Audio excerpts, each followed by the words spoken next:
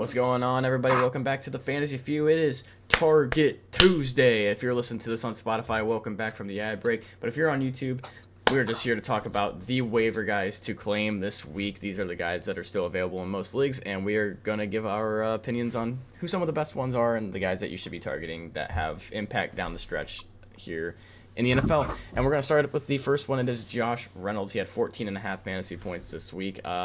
I know Paul likes this guy. I think this might be his favorite target of the week, so I'll just let him talk about him a little bit. Going into this, I honestly didn't even – I knew he had got cut from Tennessee a couple weeks ago. He asked for his release. They granted it. Obviously, he signed in free offseason as a free agent prior to them bringing in Julio.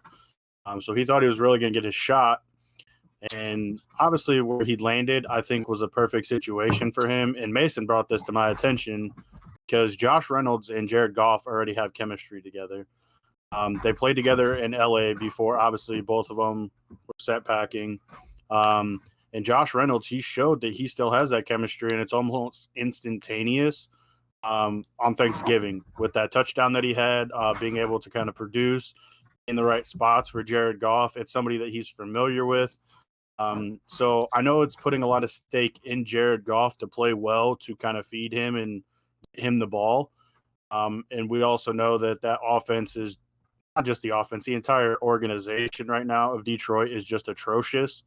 But I think Josh Reynolds can be somebody that if you need to, you can stick into a flex position, just pick him up, have him there as a backup because of the chemistry that he has with Jared Goff. Yeah, and Right on. next guy that I kind of want to talk about just for a little bit is Boston Scott. He's still available in a decent amount of leagues. He had 11 fantasy points last week. I think a lot of people in the fantasy world, also known as Mason, thought that Miles Sanders would come back and have immediate impact in that Philadelphia offense, but he is now, I mean, even with Jordan Howard out, when Jordan Howard comes back, he was balling out, so he'll start getting touches again.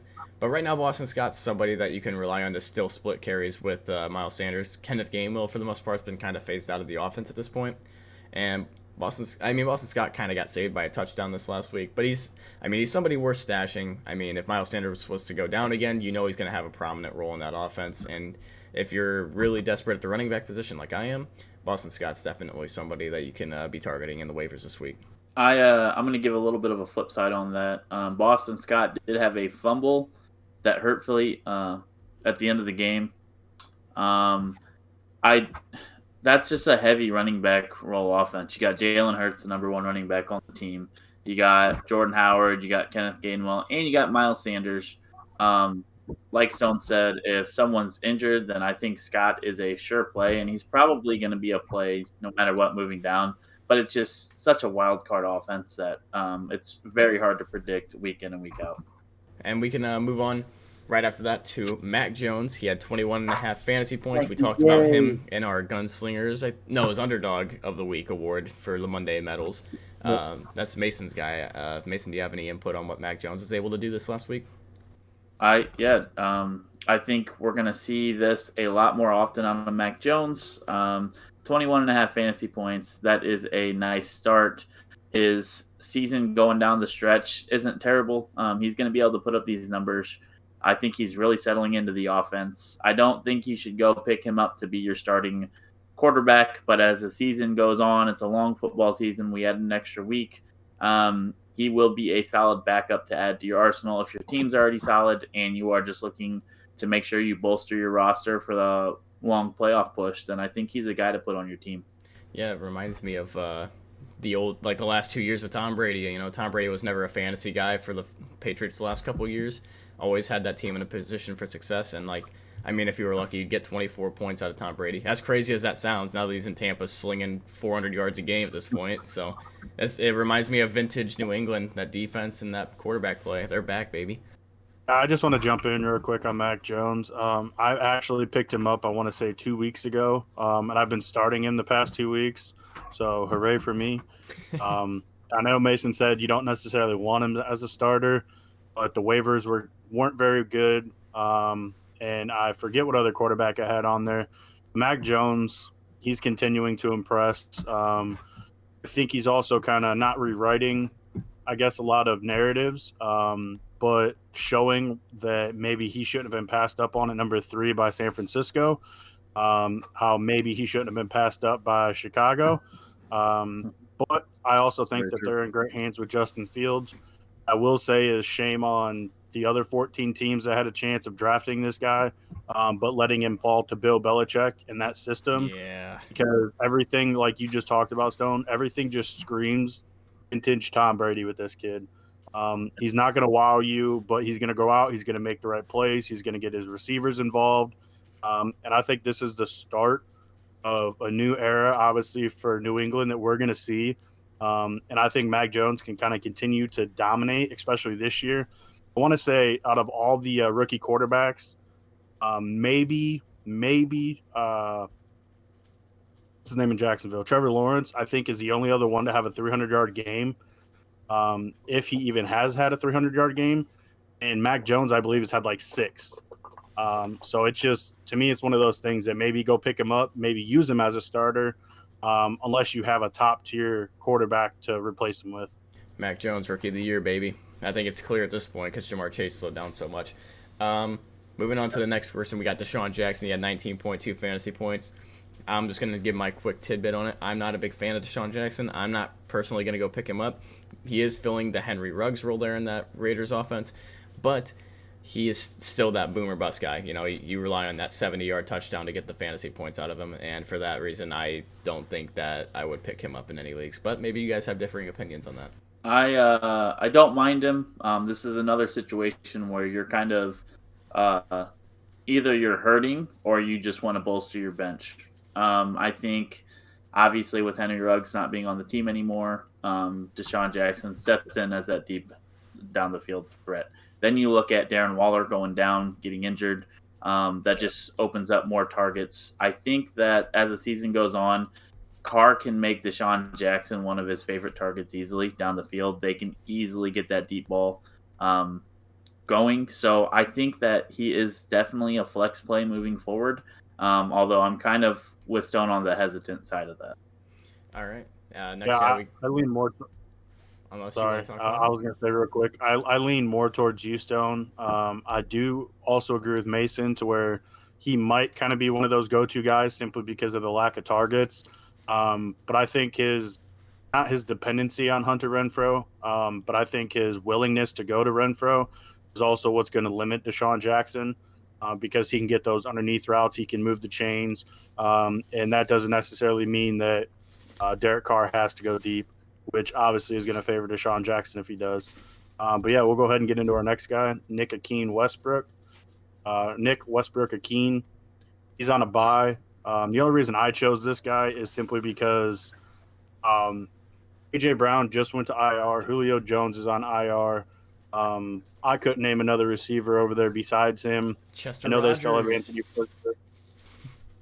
Chester Rogers, I thought still played with Indianapolis, but okay. No, Chester Rogers definitely is the only believe you there. But yeah, going into this, he's on a bye this week. So I don't know if it's something to possibly get ahead of the curve, pick him up now. But he is going to be a primary target for Ryan Tannehill in the next couple weeks. He is one of the sneaky guys that no one's really talking about because he had a sneaky, solid game and a game that they got blown out in. So, yeah, watch out for Westbrook-Ikhine to be someone to pick up some of the slack for having no receivers there that are healthy. Next person we got is a quarterback. It's Tyrod Taylor, Houston Texans. Tyrod. I'm not 100% sure how you pronounce it, sorry. The first week of the year, he goes out and scores 36 points, and then he gets hurt for pretty much most of the year, and everyone kind of phases him out, comes back, starts off pretty slow, has a 20-point fantasy performance, and beats the Jets. It's somebody we're stashing. He has boomer bust games, and if you have good quarterbacks, maybe if you get a matchup down the line, it's somebody that you can roster and start in the playoffs if you need to. Yeah, he's that dual threat quarterback. He can easily go out there and throw for a couple touchdowns and run for a couple more. Definitely kind of boomer bust. Look at his matchups, but he is a guy that can go out there and definitely score. When you look at dual threat quarterbacks from a fantasy perspective, they are probably some of the favorites that you want because obviously scoring rushing yards from the ground a lot more beneficial than your 25 yards for 1 point versus 10 yards for 1 point. But that's just my tidbit on that. Yeah, I just want to say something real quick. My comparison to him is Jalen Hurts. Obviously, I feel like he has more potential running it, but Tyrod can also throw it. We've seen it in the past. He's great with the deep ball. He can get guys involved. But for a fantasy point perspective, I kind of think he's a poor man's Jalen Hurts, because obviously Jalen tries to take the entire offense into his own hands, where Tyrod, I believe, is a true professional where he'll be able to move the ball around, make the correct play, get him into adjustments depending on the reads that he gets pre-snap. But I feel like if you need to take a flyer on a quarterback or somebody who might help you with the playoff run, I do believe Tyrod can help you with that. Yeah, he's definitely worth a pickup. Next person we got is Matt Breida. We talked about him last week, and then he goes out and scores 14.8 fantasy points. Still only owned in 5% of ESPN leagues. That sounds crazy to me because we told all of you to go out and pick him up last week. What are you guys doing? You didn't listen to us. He had 15 points, and he has been exponentially increasing his touches every single game. I think Matt Breida is someone to watch out for because with every game that he's gotten more touches, he's been even more effective. I think Matt Breida is somebody that is earning his role in that offense, and he's taking people like Singletary and kind of pushing them back a little bit and taking a little bit from Zach Moss. He deserves to be more involved than Devin Singletary, in my opinion, and I think in the coming weeks, this guy might be somebody that you have to start every week as a running back. Yeah. Yeah. Just real quick, me and Mason, while we were doing research on trying to develop this list and who we thought was good for it, it was actually kind of surprising to me that I had seen at the top of one of the lists was Devin Singletary. I picked up Matt Breida in 3 separate leagues this year within the last 2 weeks, and I haven't started him yet, only because I still wanted to see what he kind of can produce if it was just a fluke outlier. But he's definitely probably going to be going in my flex position if I need him, and I'm going to have all the faith in the world doing so. He's explosive, man. He looks so much more explosive than the other two guys. Like, when you see him run, there's such a huge difference between him and, like, someone like Singletary. Like, it's so noticeable when they're playing. The last guy that we got is a guy who has been signed for 2 weeks now to the Tennessee Titans to kind of fill in for Derrick Henry's injury. Dontrell Hilliard. He's still owned in quite a few leagues, and he had 18 points and 27 points back-to-back weeks. He is going into bye week this week, and Jeremy McNichols will be coming back from injury. What does that mean for Hilliard? Well, I don't think much. He's not very involved in the pass game. That's what Jeremy McNichols is there to do. I think Dontrell Hilliard has kind of established that he's the number one running back over Donta Foreman right now. So I like Hilliard for this back stretch of the year. I think he's somebody that could possibly win you a league. That's just my take, though. I was really surprised to see both of the Titan running backs rush for over 100 yards in a loss to the Patriots. The game script was weird. A lot of Hilliard's production came off of one carry. It was a 68-yard touchdown with a little over 30 seconds remaining in the first half. I don't always believe that Hilliard will be capable of doing that week in and week out. So I'm indifferent about Hilliard. I still honestly think Donta Foreman is going to kind of lead the way in that backfield, but I don't know. We'll see. Yeah, Hilliard only had 12 carries, went over 120 yards. That's why I'm just so high on him right now. I thought he performed incredibly for the amount of touches he got. And I mean, I don't know if you heard me, but that one carry for 68 yards with 30 seconds left to go in the first half, that's a little fluky, you know. I mean, you take that away, that's take that majority away. He's got 11 carries for 70 yards.